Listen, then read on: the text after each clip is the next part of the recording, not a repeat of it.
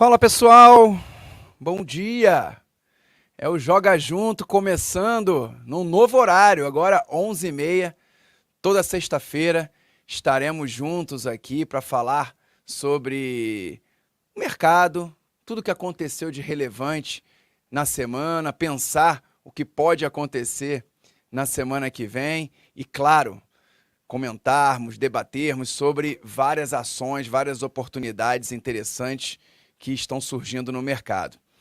E hoje, no Joga Junto de hoje, eu tenho a presença ilustre, né, de duas feras do mercado, analistas, investidores, pessoas que sabem muito sobre o mercado, acompanham há muito tempo. Queria inicialmente dar boas-vindas a Tiago Ribeiro, investidor, consultor CVM, amigo de longa data. Tiago, seja bem-vindo ao nosso Joga Junto. Obrigado, Max, pelo convite. Vai ser um prazer bater essa bola aí contigo e disponível aí para qualquer dúvida, enfim, do pessoal que está assistindo aí. Prazerzão estar contigo aqui. Abraço. Legal, Tiagão. Vamos lá. E Beto Saadia, diretor de investimentos da Nomos. Betão, seja bem-vindo novamente ao nosso Joga Junto. Obrigado, sempre um prazer estar aqui. Legal. Para você que não conhece o programa, falar um pouquinho da dinâmica para o Tiago, é um programa onde a gente fala sobre o que aconteceu de relevante no mercado e depois entramos mais em renda variável, falamos sobre cases. Então, tem um primeiro bloco, onde a gente dá um overview sobre os eventos, notícias, tudo de importante que aconteceu na semana. Temos o segundo bloco, que é o famoso Gol de Placa, onde eu vou para a tela aqui e vou falar sobre uma tese de investimento. E essa tese de hoje eu sei que Tiago Ribeiro manja bastante, sabe bem, vai poder agregar bastante. E no terceiro bloco é o bate-bola, é aquele ping-pong famoso onde a gente fala um papel, um ativo, e eu quero a opinião de Tiago e Beto rapidamente. Vamos ver se é compra ou venda, beleza? E claro, vocês podem perguntar a hora que quiser, tá? Estou aqui online aqui no nosso chat ao vivo. Temos mais de 100 pessoas agora presentes.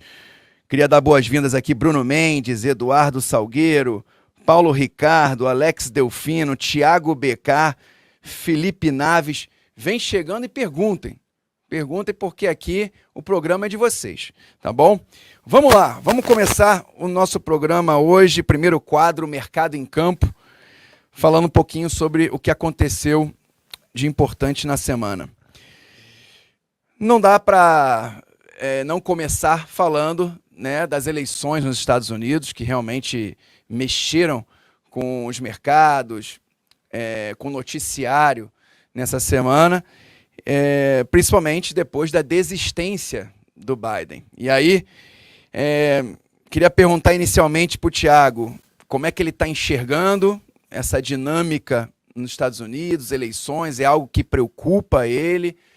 Será que teremos uma eleição bem dividida, bem disputada entre Kamala e Trump? Como é que você está enxergando? E se você enxerga algum impacto mais relevante para a Bolsa aqui no Brasil com essa aproximação das eleições nos Estados Unidos? Fala, Max. Vamos lá. Cara, assim, esse tema é até interessante sua pergunta, porque eu estava conversando ontem com um amigo meu, investidor, enfim. Assim, eu já li de tudo, consultoria, de sell-side, relatórios sobre a eleição americana, e cada vez que eu leio mais, menos eu sei, assim, dos efeitos, porque tudo pode acontecer, cara. Tem gente que fala os desdobramentos podem ser o dólar forte, tem gente que fala pode ser um dólar fraco, sei lá, com redução de imposto do Trump e a crise fiscal americana ficar mais clara. Então, assim, protecionismo, até que ponto ele vai, a guerra, se vai parar ali Israel, Ucrânia, qual a força disso, impactos em commodities que derivam para a inflação e derivam para juro americano.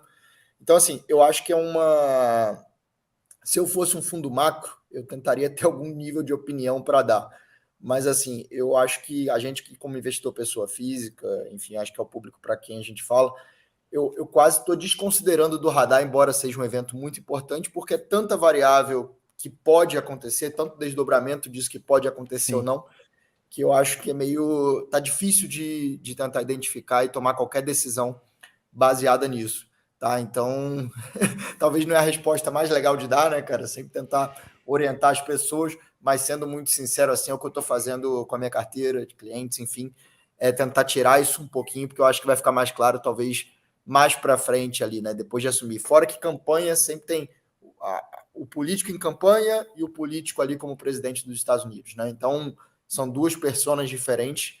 Então, eu acho que agora, para mim, está sendo um não evento. Tá? Eu estou lidando dessa forma, embora seja bem relevante ali para o mercado, enfim, tudo isso aí.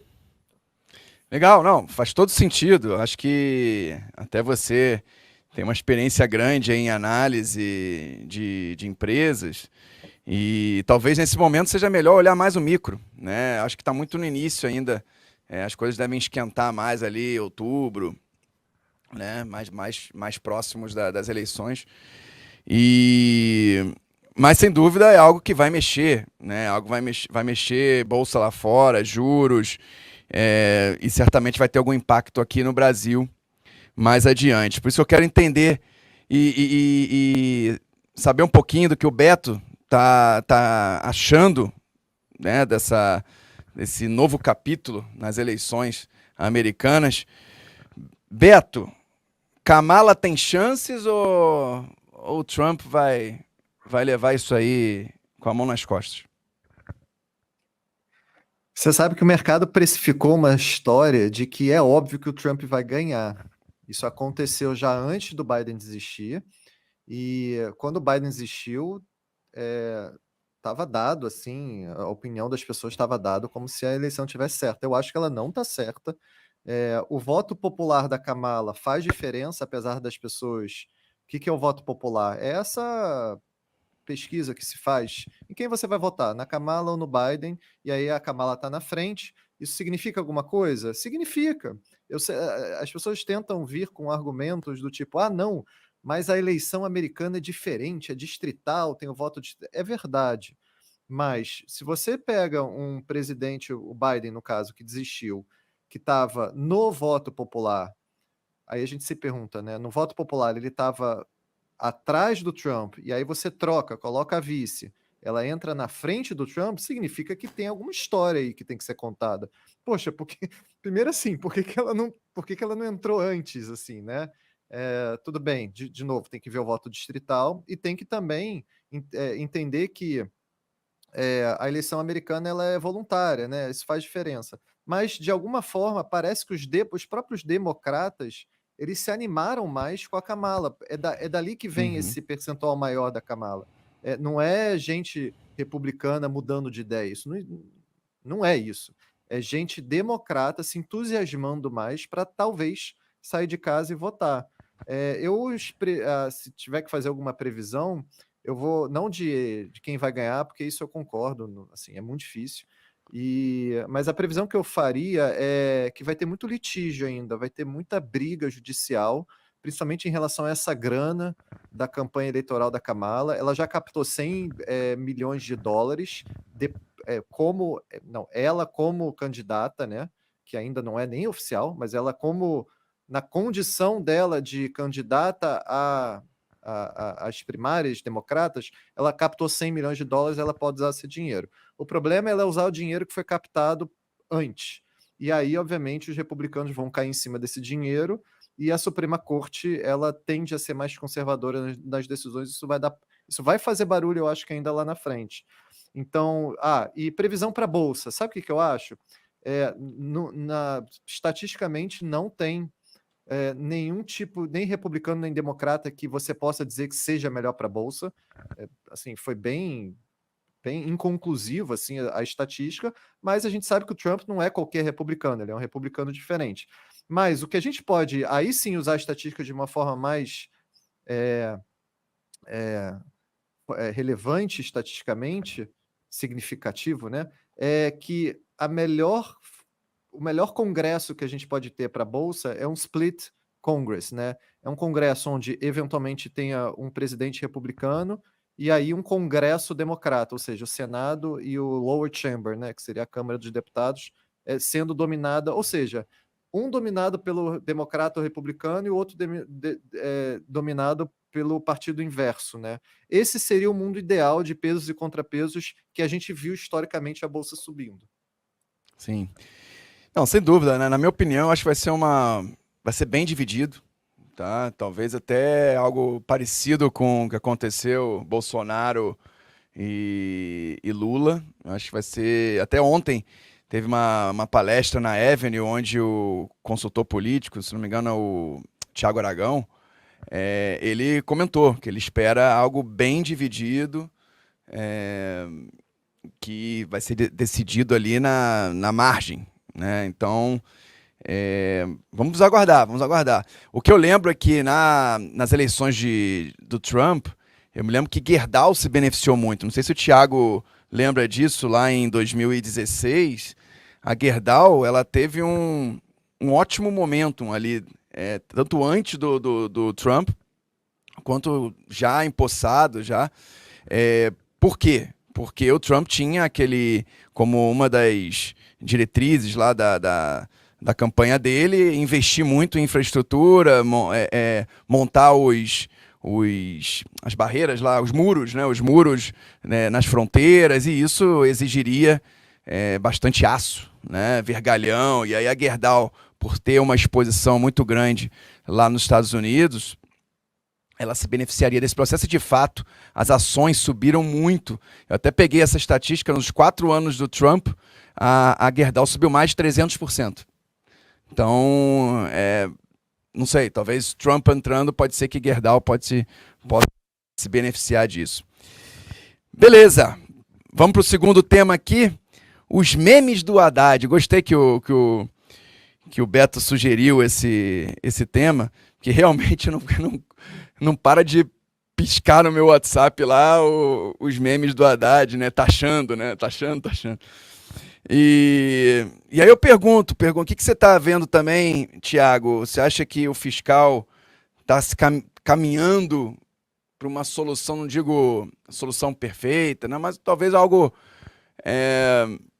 possível e mais positivo que o mercado possa gostar e, de fato, tirar um pouquinho desse risco que está fazendo, de fato, a Bolsa não andar, né?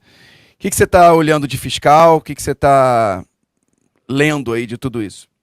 Só comentar um pouquinho sobre Gerdau, Max, que você falou bem brevemente, é que no relativo também com as outras siderúrgicas, pela Gerdau ter exposição aos Estados Unidos, né, as fábricas lá, enfim, ela deve ter uma performance superior, principalmente porque o Trump tem uma visão mais protecionista ali. Então, eventualmente, proteger a indústria siderúrgica americana da oferta chinesa gigante de aço, isso acho que favorece, principalmente no relativo ali contra os Minas, CSN, a Gerdau. Além de ser, em termos de gestão, enfim, governança, eu acho que é a melhor siderúrgica aí da Bolsa, embora eu não tenha exposição a Gerdau nesse momento. Então, acho que bem em linha com o que você falou.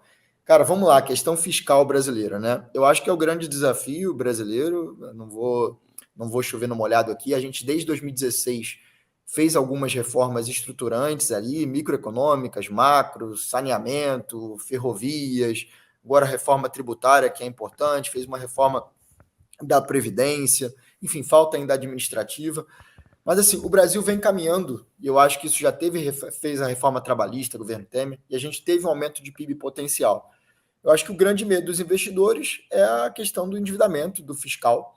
Eu acho que a gente teve após o Temer, a gente precisava de um governo de centro-direita, tá? Um governo que encampasse a parte fiscal, e nessa eleição novamente, que ficou muito polarizada, e eu acho que o mercado está exagerando um pouco, e a gente tem um governo que foi eleito de centro-esquerda, né? Ou esquerda, enfim. E é verdade, a gente não pode esperar desse governo um Estado mínimo ou grandes cortes de gastos, nada disso. O que eu acho também é que, pelo andar da carruagem, as demonstrações do governo, o país não vai quebrar até 2026. Tá? A gente está falando aqui no governo Dilma, quando a gente estava com os preços de hoje, 2015, 2016, aliás, as small caps estão mais baratas hoje que naquela época, mas a Bolsa, no geral, a gente tinha o déficit de 6% do PIB, Max. A curva dívida PIB era grotesca. Hoje o cenário não é esse. Déficit de 0,3 no final do ano, 0,4 do PIB. Enfim, eu acho que o Brasil consegue suportar isso. Eu acho que a curva de juros brasileira está muito estressada. Eu acho que é uma dinâmica que juntou de resgates em fundos multimercados, fundos de ações, enfim, alocação zero em bolsa, então fluxo muito negativo, a questão no exterior também, aí juntou com isso. Então, assim, eu, olhando a média do mercado, eu estou bem mais confortável, tá? Eu acho que tem que ser feito coisa, mas não estou esperando muito desse governo. Eu acho que vai ser mais uma questão de ir contingenciando aos poucos, essa revisão de benefícios. Ontem saiu uma notícia que vão fazer um decreto para concessão do BPC, do benefício de prestação continuada, enfim, corrigir essas micro distorções, mas assim, desvinculação do mínimo, na saúde e educação, eu acho que é um debate até que começou dentro do governo, mas não teve espaço na ala política. E isso que vai corrigir o negócio, porque o arcabouço, embora tenha tirado o risco de cauda do fiscal do governo, até quando ele foi divulgado, né, os ativos de risco performaram bem, ele tem uma questão que se o gasto com saúde e educação cresce acima do PIB, cara, assim, uma hora o gasto obrigatório fica muito grande e o gasto discricionário diminui, e o governo de esquerda quer gastar. Então, assim, eu acho que não é esse bicho todo, eu acho que a curva de juros, o mercado acreditar que o juro vai subir com o indicado pelo Lula na presidência do BC, cara, eu não vejo muito espaço para isso, assim. Mas, obviamente, tudo pode acontecer. Mas, de novo, eu acho que, dado o preço dos ativos hoje em bolsa, o risco-retorno é muito positivo. A gente vai falar um pouquinho mais disso para frente. Então, o meu cenário é um pouco esse. Assim, eu estou menos apocalíptico que a média do mercado está. Imagina a cabeça do gestor multimercado como ser humano. Né? O cara perdeu dinheiro com a subida de juros e agora ele está com medo de errar para o outro lado de novo. Então, meio que está bagunçado a curva de juros brasileira. Eu acho que a alocação do mercado brasileiro, assim, né? Os CRI, CRAs, enfim, gigantes em alocação, os instrumentos isentos, e é uma mistura de fluxo, mau humor, viés também um pouco negativo com o governo de esquerda. Eu acho que é a junção disso tudo aí. Eu estou um pouquinho mais otimista aí, Max. Ótima leitura. Concorda com ele, Beto? Concordo, eu acrescentaria que, assim, os memes, eles são as charges da nossa infância, né? Então, eles mostram um humor da sociedade, independente se foi financiado pela oposição, isso não importa. Na verdade, a oposição, ela faz parte faz parte do trabalho da oposição manifestar, e principalmente de uma forma bem humorada, o desejo dela de, obviamente, sinalizar que esse caminho de puxar mais arrecadação já se exauriu. Então, o governo ele sabe disso, tá? E por isso que os temas que têm sido falados recentemente são temas de bloqueio, contingenciamento, os reajustes dos gastos obrigatórios, do BPC. O governo anunciou aqueles 25,9 bi. O que está rolando, na verdade, né? O mercado não está acreditando muito nesses 25,9 bi, tá? Porque a gente não tem muito esses dados, os dados das filas, de quem está na fila para receber os benefícios, de quem, por exemplo, sei lá, pega o BPC. BPC, que é o benefício de prestação continuada, ele é um benefício, só para exemplificar, quem que recebe ele? O idoso, né? Que não contribuiu com o INSS, e também as pessoas para as pessoas jovens, para receber o BPC, ela tem que ter alguma invalidez que impede ela o trabalho laboral. Esse BPC não é reajustado desde 2020, por exemplo. Então a gente não sabe, o mercado não tem esse dado que nem entra no site do Banco Central e pega tudo. Então a gente não sabe, se fizer uma nova reavaliação do BPC, quantos saíram da condição para receber ou não esse BPC, né? E, enfim, e ele cresceu muito no período eleitoral também do governo anterior, enfim. Mas por que eu estou falando isso? Porque esses 25,9 bi é muita grana e a gente acha que vai ter custo político também de fazer essa economia, tá? Então o mercado não está acreditando nisso. O mercado até acreditou no contingenciamento / bloqueio, o mercado está acreditando que vai ter alguma solução ali na desoneração, que é um outro tema, mas especificamente no 25,9 bi, o mercado está peitando o governo e não acreditando tanto. Vamos acompanhar de perto aí a influência aí política no mercado, e mercado talvez ficar menos cético aí para realmente a bolsa andar. E falando de bolsa, né? O Thiago já adiantou ali um ponto que é muito importante, como as small caps estão baratas. e até mais baratos do que o período lá de 2015, 2016. Né? Eu gosto muito de ver o gráfico PI histórico e realmente a gente vê múltiplo PI de small caps em níveis de 7,5, 8 vezes, algo que em 20 anos foi muito raro de se ver. E o mais impressionante, Thiago, é que aquele prêmio que a gente sempre soube, né, em relação às ações mais líquidas, né, de 40% a 50% de prêmio em múltiplo PI, não tem mais. Né? Hoje você tem múltiplos de Ibov e múltiplo de small caps muito parecidos, ali, 7,5, 8 vezes. Ou seja, cadê o prêmio, né, que é devido, né, para as small caps, né? Isso o que mostra que as small caps estão largadas, estão muito depreciadas. Mas vamos lá, falando um pouquinho de Bolsa Brasileira. Tiagão, o que você acha que tem que acontecer aí para a Bolsa voltar aí para 132 mil pontos, voltar para as máximas, small caps recuperarem ali o espaço que há 2 anos a gente não vê, né? Aquelas altas relevantes em small cap, até mais de 2 anos. O que você acha? O que você acha que pode ser gatilho para o fluxo voltar e a Bolsa alçar voos maiores? Bacana, Max. Antes aqui vou te complementar e tentar dar um contexto aqui para o pessoal, né? Vamos lá. Pensando em longo prazo, que eu acho que é pelo menos como eu enxergo Bolsa, enfim, um instrumento para se alocar em negócios, né? Eu acho que a Bolsa é isso, olhando o ciclo, olhando o preço de ativo. Nos últimos 20 anos, quais foram os grandes momentos para se comprar a Bolsa? 2002, né, o medo do Lula entrar, as falas do Lula contra Plano Real, enfim, falas bizarras de negar a dívida pública brasileira. Então, em 2002, ele fez a Carta aos Brasileiros, botou o Palocci, enfim, a Bolsa andou bastante. 14 vezes em dólar, 2002 a 2010. Né, um grande período de exuberância da Bolsa brasileira, com boom de commodities, expansão de consumo. Outro grande momento, 2008, maior crise financeira da história. Tá?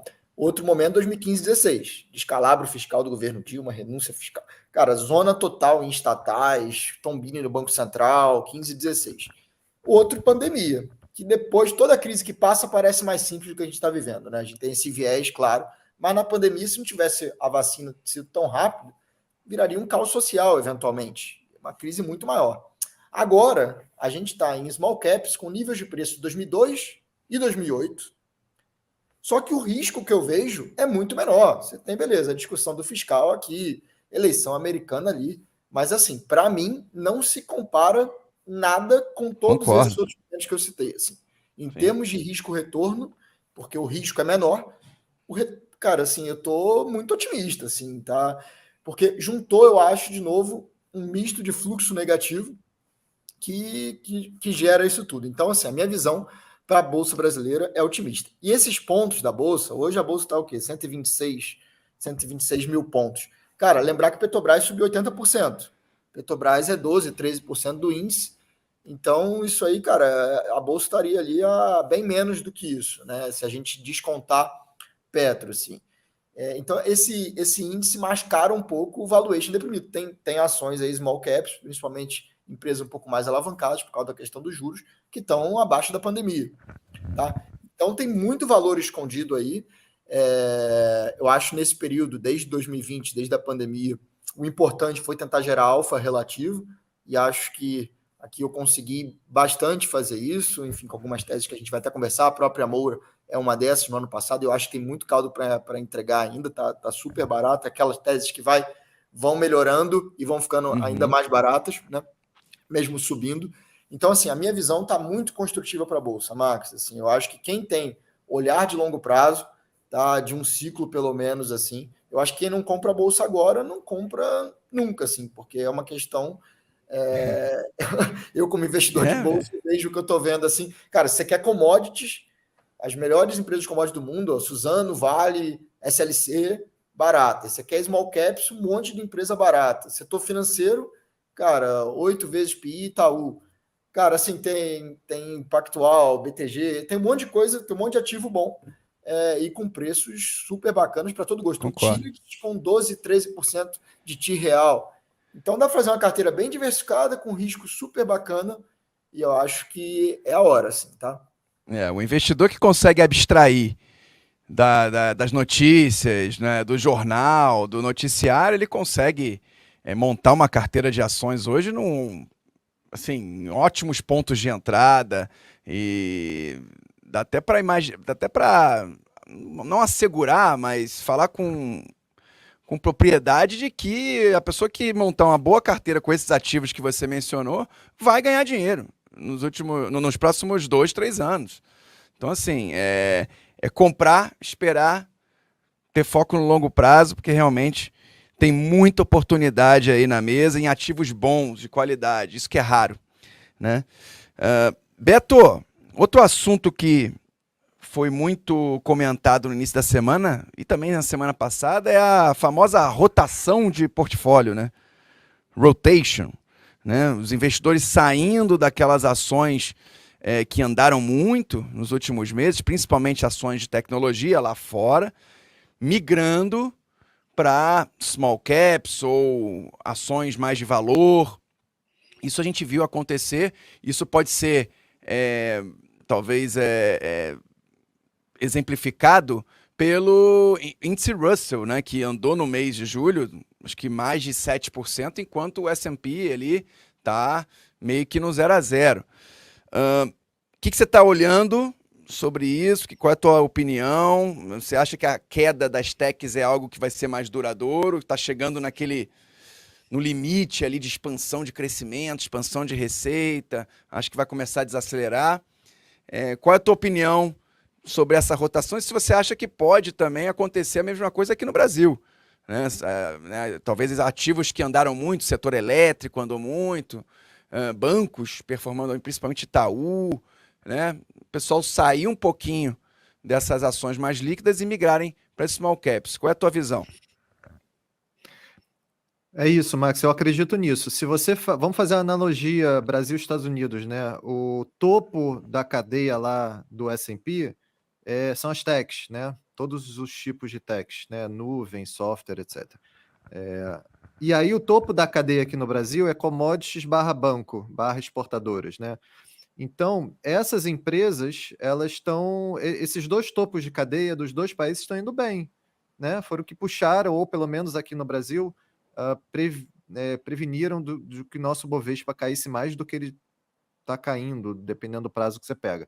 Se você tiver uma rotação por conta de um ciclo agora mais consistente de queda de juros, eu sei que a gente estava numa situação muito mais animadora alguns meses atrás, agora a gente vai ficar com juros aí longo por mais tempo, nesse patamar por mais tempo, mas se a curva começar a cair no Brasil, você vai ter essa mesma rotação, tá?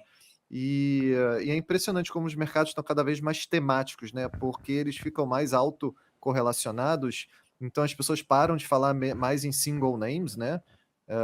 Sei lá, muitas coisas nos Estados Unidos já estavam baratas há muito tempo, como bancos, como real estate, outros setores, setor de logística também, mas só agora, por conta de fluxo e tudo mais, tá tendo a rotação, né? O Russell subiu pra caramba, sempre ficou paradão, e aí vai acontecer a mesma coisa no Brasil. E aí, respondendo a pergunta também que o Thiago respondeu muito bem, mas complementando, o que falta então para o Brasil? Porque preço a gente já tem nas small caps, falta o que ele falou, falta fluxo.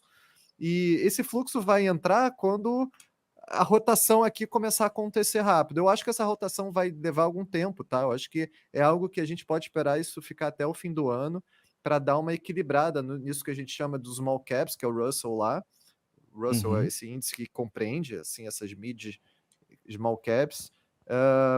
Não acho que tech vai cair, não é isso. Eu acho que o Russell vai se encontrar com o S&P, né? No caso, assim, acho que é o Russell que vai recuperar o terreno perdido, e o S&P pode até continuar subindo. Eu acho que é isso que vai acontecer. Boa. Legal, para a gente fechar o nosso primeiro bloco aqui, o Mercado em Campo, falar um pouquinho sobre semana que vem, né? Vai ter a super quarta, decisão de juros não só nos Estados Unidos, né? No Japão também, né, Beto? Queria saber a tua opinião, o que você espera, e também do Thiago. Hoje saiu um PCI meio estável, né? Um pouquinho acima, mas dentro ali do que se esperava. Qual a opinião? Você acha que o Banco Central americano pode já dar alguma sinalização de cortes em setembro, que é isso que o mercado tá querendo enxergar e querendo ter como notícia, né? O que você acha? Primeiro, Thiago, tem alguma opinião da super quarta, decisão de juros nos Estados Unidos? O que você acha que pode acontecer?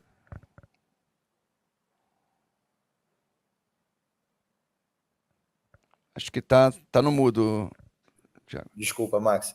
Os Foi. dados de inflação aqui vieram em linha, né, dos Estados Unidos. Assim, eu acho que na decisão aqui do Copom vai ser estabilidade dos juros, né? A gente tem que ver muito o comunicado, qual tom vai vir. Eu sou um pouquinho crítico do Banco Central brasileiro, assim, eu acho que até me empenhei em estudar um pouquinho política monetária nos últimos 6 meses, assim, eu acho que bota às vezes fogo na lenha, enfim, eu acho que tinha que ter uma postura um pouquinho mais construtiva, talvez, eu acho que teria ajudado o mercado. A gente vê muito reflexo das falas na curva de juros brasileira, mas assim, na próxima reunião, uma estabilidade, o mercado está, né, precificando acho que 3 altas na curva para o ano que vem.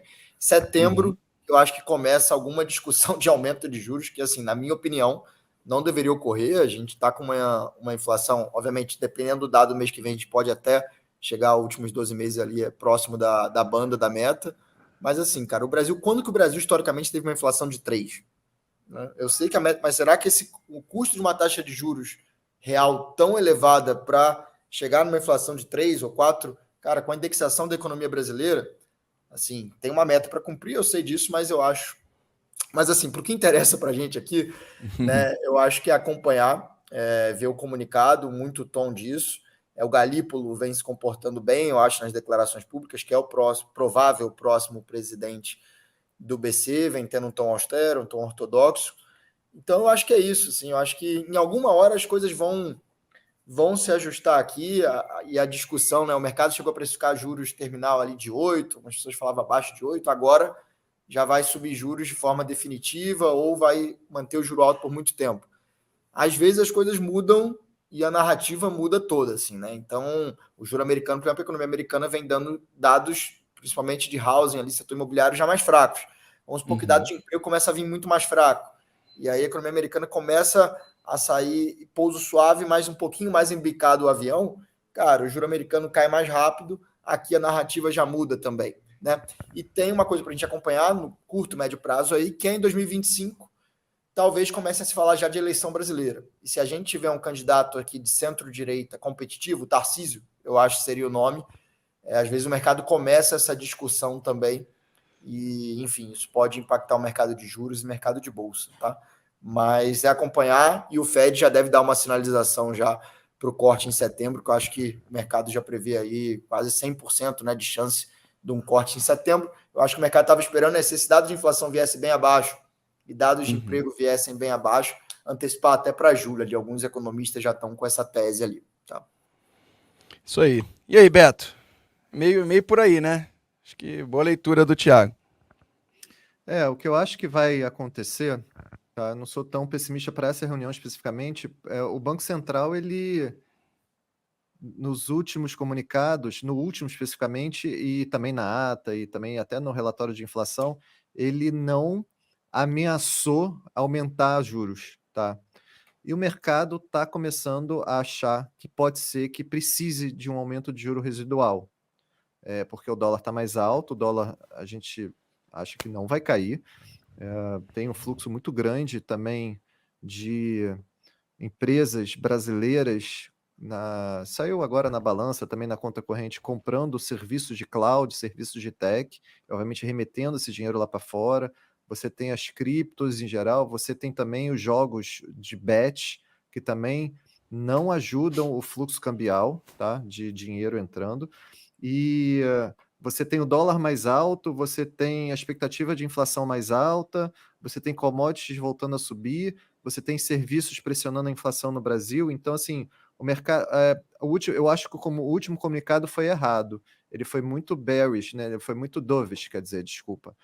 Ou seja, o Banco Central tinha que ser mais ameaçador. Ele tinha que colocar no comunicado que, mediante circunstâncias, ia ter que subir juros, tá? Então, óbvio, tem essa curva de juros que está precificando ali quase 1 ponto percentual de alta, no futuro da Selic brasileira, ela tem um pouco de prêmio de risco, óbvio, mas ela tem também um pouco de fundamento, né? Pela conta, pela regra, pela fórmula de reação do Banco Central, pela função de reação do Banco Central, já era para a gente ter um aumento residual ali de 25, 50 pontos. Tá? Mas o Banco Central não vai fazer, a gente acha que ele não vai fazer isso. Beleza, Betão. É isso. Vamos agora para o nosso segundo bloco, que é o Gol de Placa. E hoje eu vou falar de uma empresa da qual o Thiago gosta bastante, vai poder agregar. E claro, o Beto também deve ter estudado sobre ela e vai poder dar seu pitaco, sua opinião. E a empresa de hoje é a Moura do B. MDNE3, uma incorporadora, líder no Nordeste. É legal a gente falar isso porque a gente está na Bolsa Brasileira, né? Há várias construtoras e incorporadoras, o setor de real estate é bem representativo, mas poucas têm exposição no Nordeste, né? E mesmo assim não é a atividade principal, né? E a Moura do B atua 100% no Nordeste, tá? Então está presente aí em 7 capitais da região, uma empresa aí de mais de 40 anos, desde a sua criação em 1983. Atua com 2 modelos de negócio. Acho que é interessante pontuar isso, porque não é só a incorporação imobiliária que todos conhecemos, mas também o regime de condomínio, onde ela não recebe pelas vendas, mas sim recebe taxa por administrar, por buscar o terreno e tocar aquela operação ali, onde o custo total é do cliente. Tá? Então é algo diferente do que há em outras empresas do setor. Né? Então, no regime de condomínio, a receita da MD é através de FIIs, de taxas, né, que são cobradas do cliente, e o custo do projeto é 100% dos clientes. Tá? Ela atua no médio e alto padrão. Eu acho legal falar isso também, porque ela tem uma marca que é a Mood, que eu dei uma olhada mais a fundo no que é a empresa. É praticamente uma Cury dentro da Moura do B. Até queria saber a opinião do Thiago sobre isso, porque eu acompanho o Cury há muito tempo. É claro que a Cury atua ali no último nível ali do Minha Casa Minha Vida, um ticket um pouco mais baixo do que a Mood, mas em termos de processo de construção, como eles enxergam essa operação, me lembrou muito a Cury. Eu acho que é legal a gente pontuar isso. Então, a Moura do B atua no médio e alto padrão, com ótimo posicionamento aí para adquirir terrenos nessas capitais do Nordeste, e um valor de mercado de 1,1 bilhão de reais, ou seja, uma small cap do setor de real estate. Aqui a gente coloca aqui o tamanho do mercado, né? Um mercado aí de 7,5 bilhões de VGV lançado, onde a MD tem, a Moura do B, tem 1/4 desse mercado, aí, algo como 25%. Tá? Aqui são as marcas da companhia, a MD, que atua no residencial, médio padrão e alto padrão, a Mood, que eu mencionei há pouco, que atua mais no médio padrão, empreendimentos entre 350 mil e 500 mil reais, o Beach Class e o ITC, que atua no braço comercial. Aqui eu peguei essa tela aqui para mostrar um pouco dos indicadores da Moura do B, que tem números bem atrativos. Quando a gente analisa o VSO, que é a velocidade sobre vendas, né, a gente vê que a MD, dentre aqui empresas conhecidas e importantes do setor, ela está aqui no top 3, com uma velocidade acima de 40%, 45%. Margem bruta da MD é a maior do setor, né, 34,6%. Lucro líquido em torno aqui de 170 milhões. Margem líquida 13,9%, ou seja, está aqui no top 5 aqui, dentre as margens líquidas do setor. E um ROI de 12,2%, que é um ROI também top 3 dentre as empresas listadas em bolsa. E aqui eu queria trazer o gráfico dos últimos 3 anos, onde mostra, de fato, uma performance expressiva aqui de Cury e direcional, subindo aí mais de 130% direcional e Cury subindo mais de 170%, Lavie subindo 43%, e quando a gente analisa esse período de 3 anos, a Moura do B ainda cai 25%, o que mostra que ela tem muito espaço ainda para andar, Cyrela caindo 25% nesse período também, e MRV caindo 63% no mesmo período. Quando a gente analisa aqui o preço-valor patrimonial, que é uma métrica muito utilizada para comparar empresas do setor de construção civil, a gente vê que a Moura do B tem um preço-valor patrimonial de 0,8, ou seja, abaixo ela vale abaixo do seu patrimônio líquido, né? Você tem aqui algumas empresas com um preço-valor patrimonial um pouco mais baixo que dela, né? Como Exetec e Even, mas ela é bem mais barata do que Cyrela, do que Lavie, do que Plano e Plano e do que Cury, que tem um preço-valor patrimonial muito acima da Moura do B. Bom, esse foi o Gol de Placa hoje. Eu queria saber a opinião, primeiramente, do Thiago, que acompanha esse case há muito tempo, e depois a opinião também de Beto Saad. Thiagão, Moura do B é sua principal recomendação no setor de real estate? Isso aí, Max, é a minha principal recomendação. Sou enviesado para falar da companhia. Eu e clientes aqui, a gente tem acho que próximo de 2% da empresa, tá? É uma empresa, cara, que quando eu estava até brincando com o Diogo lá, que é o diretor de RI, e com o Diego, o CEO, né? Quando eu comecei a acompanhar, a liquidez era baixíssima, ainda é baixa, mas era baixíssima. Ninguém falava, poucos sell-sides cobriam, e ela tinha toda uma visão negativa do mercado, porque foi uma empresa que quase quebrou, né? O IPO dela foi um IPO diferente. Foi um IPO para dar liquidez. Ela tinha muitos projetos bons, a dinâmica do mercado estava bom, mas a empresa vinha de um período recente negativo. Ela pegou uma janela de IPO boa, que ela pegou um pouquinho antes da pandemia ali, o IPO, conseguiu fazer, se capitalizou, e assim, cara, vem entregando resultados muito bacanas, assim, em termos operacionais de VSO, estoque pronto, de extratos. Cara, é a melhor empresa do setor atualmente, acho que a Lavie, em termos desses indicadores, junto talvez a mais para ali, tem uma execução brilhante, Lavie também, no alto padrão. Mas assim, cara, a Moura está numa praça. Teve outro período da construção civil, né, que as construtoras de São Paulo foram se aventurar no Nordeste. E o resultado disso foi catastrófico. Sim. Então, hoje, nenhum investidor dessas empresas deixa essas empresas fazerem isso de novo. Então, criou, cara, um monopólio da Moura lá. Porque qualquer empresa, se a Exetec falar que vai atuar no Nordeste, a ação cai 30% no dia seguinte. Se a Lavie falar, a mesma coisa. Se a Even falar, a mesma coisa. Então, ninguém vai para o Nordeste. E isso cria... Qual é a principal vantagem competitiva em construção civil? É terreno. Poucas pessoas compram... A Moura é até uma marca forte em Pernambuco e tal. Falam Moura do B, um apartamento super bom. Mas essas pessoas compram pela localização e nível de acabamento. E assim, no Nordeste, cara, não tem competição para ela quase. Um player relevante que era Queiroz Galvão estava em recuperação judicial.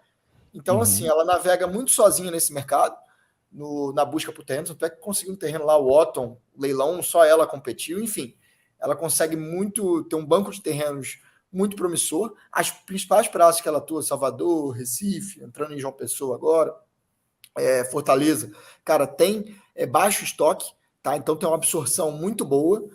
E assim, ela está navegando num mar de oportunidades. Esse ano vai ser muito forte, está sendo já em termos de vendas, e começa a ter a POC, né? Que é a contabilização no setor de construção civil, percentual of completion. O receitamento vai de acordo com o andamento da obra, continua a aumentar. É uma empresa que ia pagar dividendo só em 2025, vai pagar em 2024. E é isso, negociando uma empresa que vai ter ROI no fim do ano aí próximo a 15%, negociando para o desconto para o book bem relevante, assim. Então, eu acho que tem um espaço aí de Moura do B de pelo menos 50% de alta, tá? Isso falando num mercado azedo como o nosso, tá? Se o mercado virar um mercado mais bacana, você vai ver aí todo mundo querendo comprar construção civil a 2 vezes book, 2 vezes e meia book. Sim, e vai ser já viu isso acontecer, né? Eu já vi acontecer. Eu lembro vários podcasts de mercado, né? Quando a construção civil tá bombando, todo mundo só fala de construção civil. Então, assim, acho que Moura é uma ação, acho que bem interessante nesse nível de preço, porque à medida que ela vai tendo lucro, o patrimônio líquido dela vai aumentando. E a ação sobe, mas esse desconto para o book continua parecido ali. Quando eu comprei a R$ 5, enfim, montei a posição, não vendi nada até agora, vou continuar sem vender por um bom tempo, se continuar nesse valuation, a empresa estava 60% do book. Hoje ela subiu 160% e está aí subiu agora recentemente a ação, mas está 70%, 80% do book. Então, enfim, o patrimônio líquido dela está aumentando por causa do lucro, né?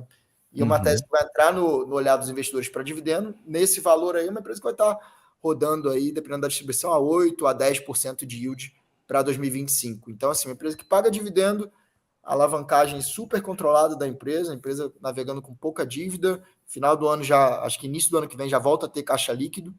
Então, assim, gosto da tese de Moura Dubeux nesses níveis de preço aí, Max. Bela tese de investimento.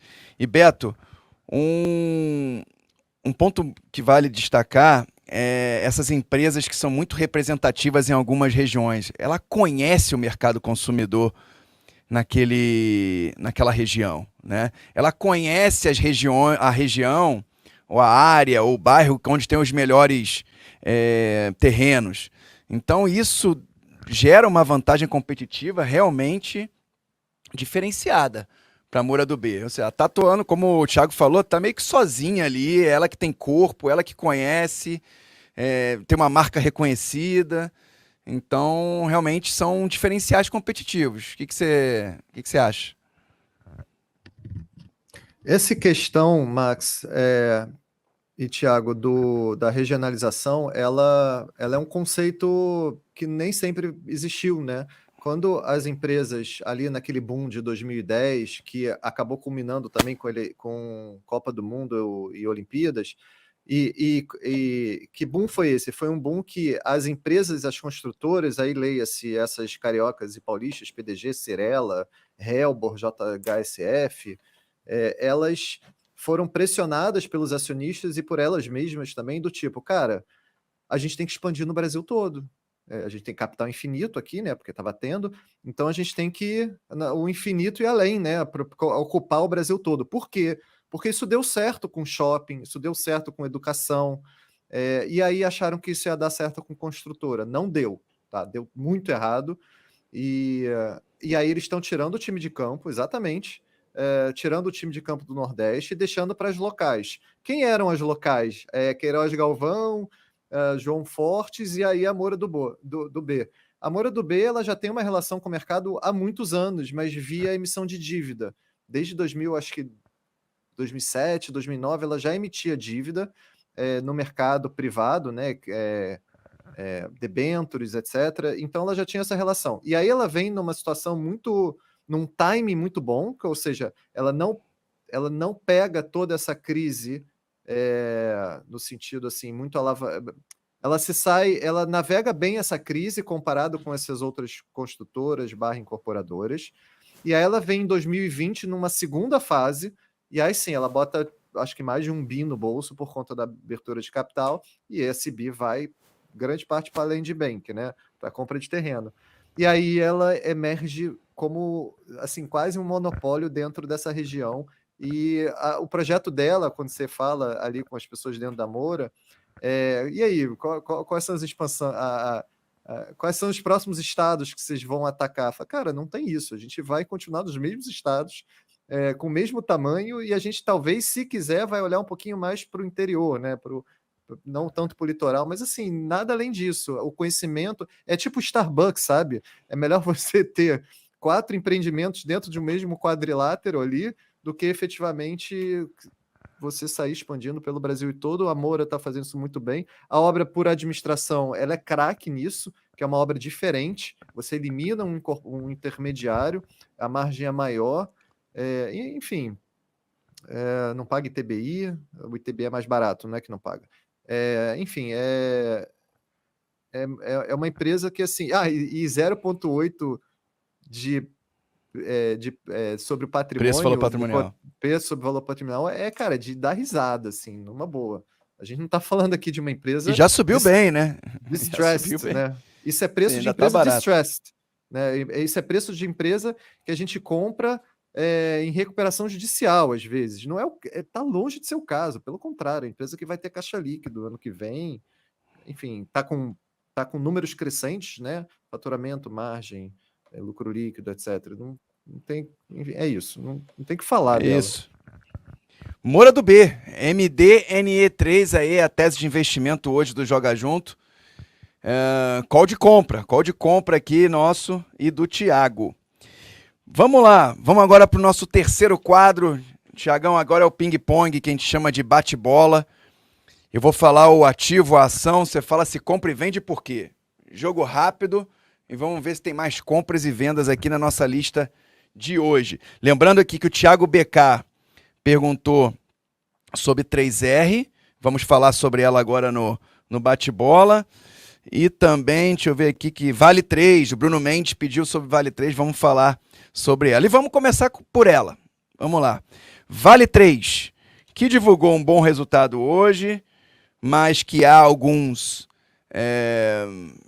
vamos colocar, alguns riscos, algum receio do mercado com relação à China, né, de como é que a China vai se comportar nesse segundo semestre, os impactos no minério de ferro e também governança corporativa, né? Será que tem essa influência toda do governo ali no conselho? Qual será o próximo CEO da companhia? Será que alguém mais alinhado com o governo ou não? Então há esses riscos em Vale que talvez estejam segurando o papel aí para não alçar voos maiores. Mas fato é que o resultado veio muito bom e hoje Vale está performando bem. Dito isso, Thiago, Vale 3, compra ou vende? Comecei a comprar. Então, compra. Eu estava comprado em Vale via Cosan também, né? A participação de Vale em Cosan é mais ou menos de 25%, 28% aí do valor de Cosan. Então, cara, a Vale, ela representa um pouco o que é a Bolsa Brasileira, talvez. Porque é um ativo, a melhor mineradora do mundo, em termos de custo de produção, qualidade do minério, só perde para o frete nas australianas, e uma nuvem negra, assim, a Almirante de Minas Energia ontem falando besteira, aí a questão de Brumadinho e Mariana ali, qual vai ser o custo dessa indenização, o mercado tem um range, e assim, acho que Vale nesses níveis, cara, 10% ao ano em dólar via dividendo, mais recompra de ação, cara, um ativo irreplicável igual Vale, na minha visão. E o câmbio, lembrando, né, o câmbio subiu 10% aí um mês, e Vale é 100% câmbio. Né? Uhum. Então, cara, eu gosto de Vale, compra sim. Nesses R$60 parece ter uma margem de segurança interessante, né, Beto? O que você acha? Compra também. Seria, por exemplo, um caso de venda, se você quisesse pensar num rotation, mas o negócio está tão barato. E esses ruídos políticos deixam ela ainda mais barata, para além do próprio ruído, né? Então, compra. Isso aí. Meu voto também é compra, né? A empresa com múltiplos baratos, bem mais baratos que BHP e Rio Tinto, e que vai pagar mais de 10% de yield, sem dúvida, nos próximos 12 meses. 3-0 para Vale compra. Segundo papel aqui, eu sei que o Thiago gosta, eu também já gostei, já ganhei dinheiro com esse papel, hein? SLC Agrícola. Para mim é compra. Para mim é compra, apesar do risco, talvez ali China como comprador, commodities virem um pouco para baixo com uma desaceleração chinesa. O que você acha aí, Thiago, de SLC? Tem esse risco China aí? Você acha que pode impactar? Para mim é compra, Max, mas só deixando claro de novo que eu estou falando aqui sobre uma carteira, cara, diversificada e sem tentar acertar o momento. Porque, tipo assim, se eu olho os dados do mundo, eu ficaria bem cético com commodities ali. Mas, assim, eu acho que a gente erra bastante tentando olhar fundo de commodity, enfim. Então, eu gosto de SLC como ativo. Assim, imagina que você é um empresário e você tem um ativo fazenda com a qualidade das fazendas da SLC nesse nível de preço. Cara, e eu acho que, para mim, um grande consolidador dessa minha tese de investimento da SLC foi a família Schaeffer, que comprou 400 milhões de reais, 5% da SLC em bolsa. E o Guilherme Schaeffer falou numa conferência do Bradesco BBI, eu acho, falou, cara, não tem fazenda no Brasil da qualidade da SLC nesse preço. Então, para que eu vou comprar fazenda com esse dinheiro? A família preferiu comprar. Então, um dos maiores operadores de agro do Brasil comprando a SLC via bolsa. Uma empresa que vem recomprando ação, gera aí 5, 6% de dividendo no ano, tem um ativo terra, que talvez seja o ativo mais defensivo no mundo para se ter, terra agrícola. Assim, o que é mais seguro? Ter um CDB de um banco médio ou ter ação da SLC? Cara, eu prefiro ter ação da SLC. Tá? Então, assim, tirando essa nuvem do desempenho da soja, milho e algodão no curto prazo, cara, e olhando um horizonte de tempo longo, é um baita ativo para compor portfólio nesse nível de preço aí, SLC. Concordo. Beto, SLC Agrícola. Eu vou usar a analogia do Thiago. É melhor ter CDB ou a Série C. E quem tem Fiagro, né? Poxa, é melhor ter um Fiagro ou ter SLC? Cara, é SLC, pelo amor de Deus. É isso. Eu não, eu vou colocar venda, sabe por quê? Não, é um super ativo, tá? Mas eu tô entupido de soja 3, que a gente já falou bastante aqui, e eu sei que não é a mesma coisa. Boa. Quer dizer, tem atividades correlatas, assim, mas então eu vou, para composição de portfólio, eu vou colocar venda. Mas assim, pelo amor de Deus, SLC é demais. Isso aí. 2-1. Eu sou compra para SLC, 2-1 para compra. Terceiro papel hoje, que foi o papel pedido aqui pelo Thiago BK, que é a 3R. Olha, eu sou fã da 3R, acompanho a empresa desde o seu IPO. Tiveram alguns problemas ao longo desse caminho, mas eu acho que o momento é muito especial. Tá? Acho que a 3R, junto com a Enalta, vai se transformar numa nova empresa, mais robusta, com uma produção diária de petróleo e gás bem relevante. Vão ter várias sinergias operacionais, principalmente sinergias tributárias, que vai gerar valor ao negócio. Eu acho que 3R está num bom ponto de compra para quem enxerga aí 12 meses à frente. Tá? Então, sou comprador de 3R, meu voto é para compra. Thiago, 3R Petróleo. Cara, assim, Max, eu sei que você acompanha bem.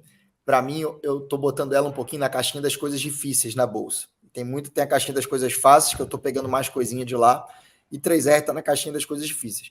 Mas assim, cara, dado o nível de preço que chegou, hoje o petróleo tá caindo, a ação tá caindo quase 3% aí. Cara, realmente chama atenção, assim. Você pega a valuation de reserva para o valor de 3R mais Enalta, tá beirando, tá ridículo, assim, tá? Uhum. Então eu acho, para quem quer ter um pouquinho de risco aí no portfólio é compra, para quem quer ser mais conservador é venda. Fiquei no meio do caminho aí. É compra. Beto, 3R Petróleo. Não, é compra. Eu compraria o case Junior Oils em geral no Brasil, que eu acredito muito. Então eu vou de compra. Eu acho que a Petrobras vai ceder ainda mais poços para Junior Oils quando ela atacar lá a margem equatorial. Boa. Então, mais um 3-0 aqui com 3R. E vale destacar que a gente fez um relatório especial sobre a fusão 3R e Enalta, que vai ser disponibilizado para todos os clientes da Nomos nos próximos dias. Se você quiser saber mais sobre esse relatório, receber, não deixe de entrar em contato com a gente. Vamos lá, quarto ativo, Ânima Educação. Sei que o Thiago gosta, mas no meu portfólio, na minha construção de portfólio, eu vou na venda. Tá? Não porque não é algo específico da companhia, que eu acho que a empresa é bem tocada, bem gerida, conheço a turma lá há muito tempo. É que eu acho que tem tanta oportunidade em outros setores que eu estou meio deixando a educação de lado. Tá? Então, para mim, eu não compro, vendo Ânima, mas queria saber a opinião do Thiago, que conhece bem o ativo. Nessa a gente está no lado da mesa diferente, Max. Cara, eu estou comprando bastante Ânima, inclusive, recentemente. Eu acho ela bem barata. Tá? Eu acho que a empresa desalavancou organicamente, basicamente, no último ano, com geração de caixa própria. É uma empresa de dono, é uma partnership ali, isso faz diferença, não é empresa de executivo. Cara, assim, e uma empresa alavancada dessa, a empresa dobra o market cap, o EV dela sobe, cara, 30%. Assim, eu acho o Ânima negociando a 5 vezes lucro, cara, bem barato. O setor está bem amassado, educação, mas é isso. Uhum. É uma empresa para compor portfólio na parte de risco ali. Tem marcas boas, São Judas, AMB Morumbi, Le Cordon Bleu, enfim, bem gerida, bem tocada, gosto do time lá. Acho que está barata, mas é um ativo com um pouco mais de risco aí. Boa. 1-1, desempata isso aí, Beto Sade. Eu vou para a composição de portfólio, eu vou ficar de fora, Max. Vou ficar de fora. Tá bom. Prefiro outros setores de educação, tá? Que ainda não estão listadas em bolsa, principalmente o ensino médio, o ensino escolar, que em breve a gente vai ter uma nova onda de IPOs aí, eu acho. Já tem dívidas rolando, e também para compor ali outras small caps ali, que eu entendo que vão surfar bem, assim, esse próximo cenário. Boa. Legal, vamos pro próximo ativo aqui, Suzano. Tiagão, compra ou vende? Essa aí eu acho que é o ativo, talvez o melhor ativo da Bolsa Brasileira, olhando perpetuidade, tá? Assim, é uma das maiores donas de terra do país, a empresa mais competitiva do mundo no que ela faz, que é a produção de celulose, por uma vantagem competitiva. 40% de market share, se eu não me engano. Né? Cara, é bizarro, é 22, agora com Ribas do Rio Pardo, é 22% da celulose do planeta ela produz. 22%. Da celulose do planeta. Assim, no Brasil, aí deve ser talvez até mais do que isso aí. Assim, cara, é um ativo irreplicável, uma empresa de mais de 100 anos, receita em dólar. Cara, e a Suzano vai ser a Vale daqui a 10 anos, em termos de cuspir dividendo. Tá? É porque ela está fazendo muito CAPEX sempre. Ribas do Rio Pardo, 22 bilhões de investimento, o maior investimento privado do Brasil nos últimos anos. Assim, essa é a minha maior posição. Olhando o longo prazo, não estou olhando celulose no curto prazo, que igual o mercado faz, tá? Mas olhando o longo prazo, de novo, muito mais seguro que qualquer CDB, tá? Assim, tirando o CDB do Itaú, do Banco do Brasil e do Bradesco, cara, pelo amor de Deus, Suzano, para quem vê a Bolsa como instrumento para investir em ativos, eu acho um case fantástico, assim, Suzano. Tá? Eu concordo, eu compro. Suzano, 2-0, Beto, sua opinião? Eu concordo, e a gente ficou bem mais otimista, né? Quando ela desistiu da IP, da International Paper, e aí ganhou mais espaço, uma avenida também de caixa melhor. Boa. 3-0 para Suzano. Próximo ativo talvez seja o ativo mais sensível a juros da Bolsa Brasileira. Simpar. Eu gosto do ativo, eu gosto da empresa. Acho que tem coligadas muito... com um operacional muito bom. Eu acho que tem vários ativos ali não listados muito interessantes, que numa janela de IPO aí no futuro pode destravar um valor muito grande aí para a Simpar.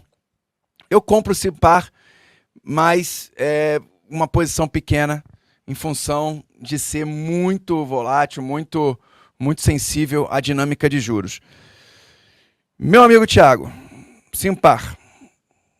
Compra, Max? Na minha visão é compra.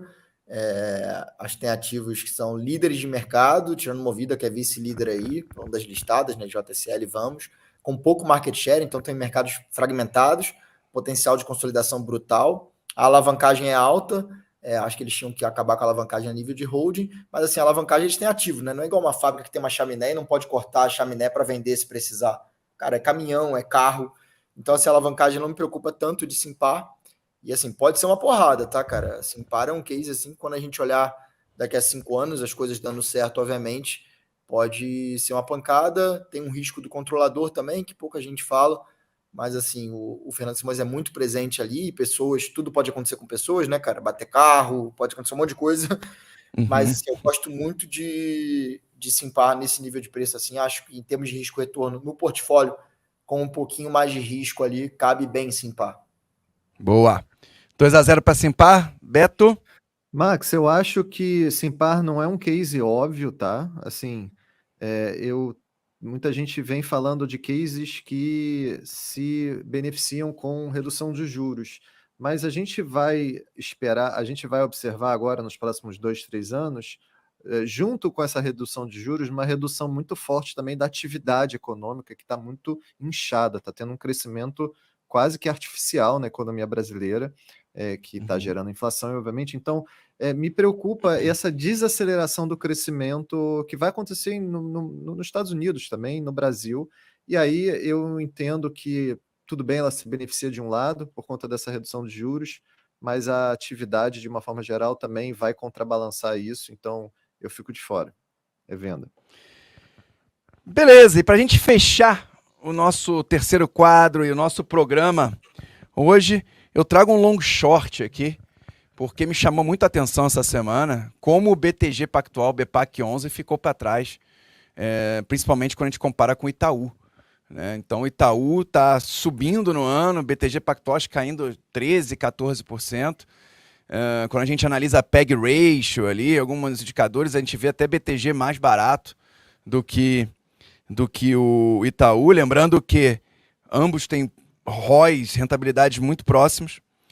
E me chamou a atenção esse long short, a gente montou para clientes aqui, long BPAC 11 e short Itaúsa, tá? E aí, Tiagão, compra ou vende esse long short? Compra. Eu gosto muito de BTG assim, cara. Você pega o Salute, André Esteves, acho que são os grandes caras do mercado financeiro brasileiro. É gente totalmente fora do comum, assim. Você vê os caras falando e vê outros CEOs e fundadores de empresas correlatas falando. É outro game, tá? Eles são realmente espetaculares. Acho que o BTG tem muito mais crescimento que Itaú, né? Falando de Itaúsa, mas, enfim, Itaúsa acho que é 90% Itaú, né? Uhum. Então, gosto, cara. Não tenho, mas gosto, assim. Acho que faz sentido esse racional aí. Esse long short acho que vai dar dinheiro aí no curto prazo. Beto, comprou a minha ideia? Eu comprei, eu acho que para fazer um trade assim, porque como a taxa de juros vai ficar mais alta, eu acho que a BPAC ela surfa melhor esse cenário, assim, tá? Mas o Itaú, se a gente tiver... O Itaú no crédito, assim, é bem imbatível, assim. Então, se a gente tiver uma aceleração ali no crédito, com concomitante redução de juros para ano que vem, aí eu sou mais Itaú, tá?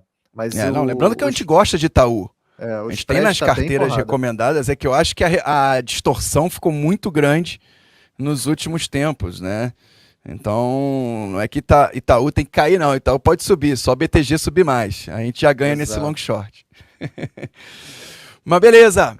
Pessoal, Thiago, queria agradecer a tua presença. Parabéns pela leitura de mercado, sempre inteligente, agregando muito.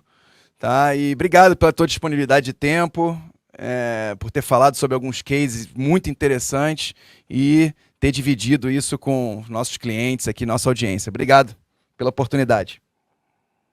Recém-nascido em casa, então... Tá no mudo. Não, agora foi. Obrigado, Max. Estou com um bebê aqui em casa, um recém-nascido, então só por você aí que eu vim, tá bom? Minha esposa aqui tá gritando no WhatsApp. Mas foi ótima a live, cara. Foi um prazerzão falar contigo e sempre que precisar aí contribuir, tô junto aí. Valeu. Obrigado. Parabéns pelo nascimento. Bem-vindo ao time, né, Beto? A gente já tá há um tempo nessa jornada. É bom demais. Bom demais. Essa parte da esposa gritando, isso não... Deixa eu te dar só uma ajuda aqui, né? Nossa, isso não termina, tá? Isso continua. E chega uma hora que você até se acostuma e não consegue ficar sem. Boa. Bem-vindo ao time. Valeu, Betão. Grande abraço. Obrigado. Até o próximo. Valeu. Um abraço, pessoal. Valeu, pessoal. Esse foi o Joga Junto de hoje. Lembrando que logo depois, aqui, seguidinho, temos o Seleção Nomos aí, tocado pelo Caio. Um grande abraço e até semana que vem. Tchau, tchau.